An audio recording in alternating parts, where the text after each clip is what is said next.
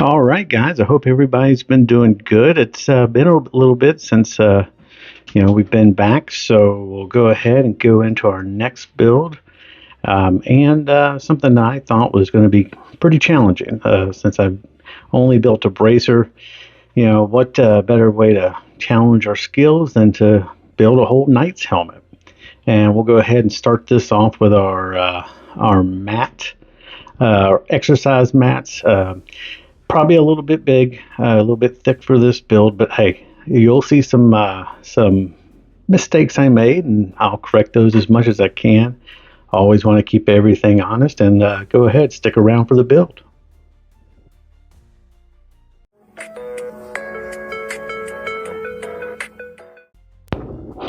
All right, as you can see, now these are the little parts that go around the eyepiece. So that's kind of like the embellishments, and you'll see it a little bit better when we attach it to the helmet. So first mistake, what I'm trying to do is use a acrylic paint marker. You know what? Just stick with Sharpies because this was a pain in the backside to constantly have to sit there and shake it and try to get the paint out. So it's acrylic paint. So a little bit hard to do that, but I went ahead and stuck with it. Definitely won't be doing that again. Making both sides and the middle section as well. All the embellishments. Make sure we cut those out. Now, got a couple of different options. Standard blade, hobby blade, and this thing. This is a blade that basically you can do different angle cuts. So you can do straight, you can do 45 degrees. I'm not the greatest when it comes to cutting straight up and down. So I tried this out. It's probably just me, being a little new to it. Definitely need to get a little bit more practice with it. But it seems like to me just trying to use a straight, as you see, just trying to use a straight edge was a little bit challenging to get everything done. So, I usually overcomplicate things to where, I can definitely do it just quicker and easier with a straight hobby blade. So you'll see I'll switch to that here in a little bit. But, it's always good to try new things, see what works, especially when it's a brand new part of the hobby you're going with, because you never know what you'll end up finding works best for you. So in this case, still hacking away at it, just trying to get straight cuts, straight up and down 90 degrees. So went ahead, and if you noticed, these are those same embellishments I mentioned earlier. Cut it out on that 10 millimeter exercise mat foam. And right now, just kind of redoing it. I did it again on a 2 millimeter craft foam. So this is the main front of the Knight's helmet. I'm punching out all the little breathing holes straight from the template onto the actual foam itself. That way I can see what I'm doing. Right now I'm just taking the drill bit from my rotary tool to kind of drill out those holes, make them a little bit bigger. And that way we can go ahead and get it taken care of. I had to assemble this off screen, basically just taking some pictures, and ended up using a hot wire tool to get the holes a little bit bigger. You'll see this is the assembled portion before we end up doing the middle part, and there's the middle part. So now I'm just kind of figuring out where the rivets are going to go.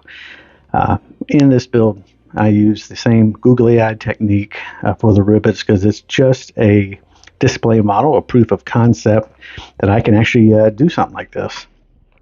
So put down a little hot glue, and I was just using those marks as reference.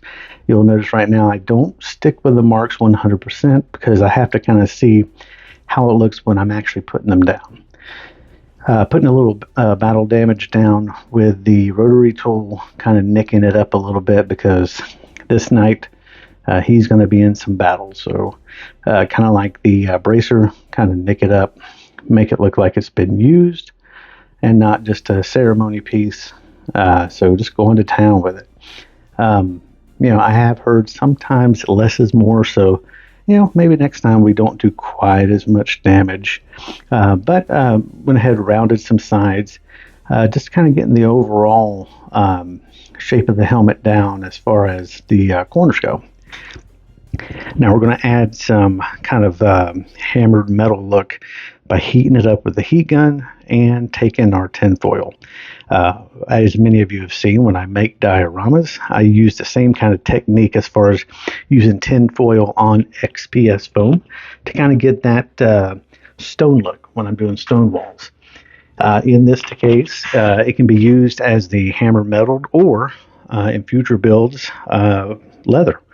Kind of give you that leather texture, and you'll see I'm using it just all around, just kind of giving it that, it's been beat up kind of look, and I think it looks pretty good. You guys can tell me what you think at the end in the comments.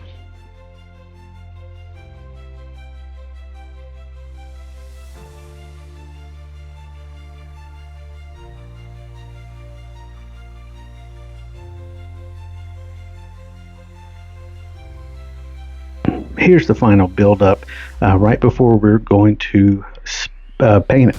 So we're going to put down our layer of Plastidip, pink Plastidip. It was on sale, cheap, and I went ahead and sprayed it over with some metallic spray paint.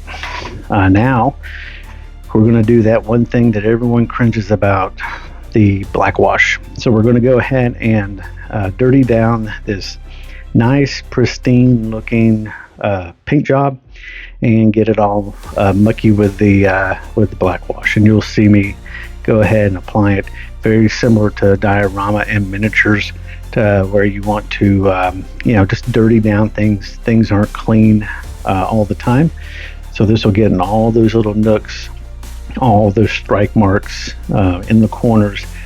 This helmet has a lot of edges, so it's kind of great when it just settles in there. It makes it look old and beat up, and we'll just go ahead and wash all that over.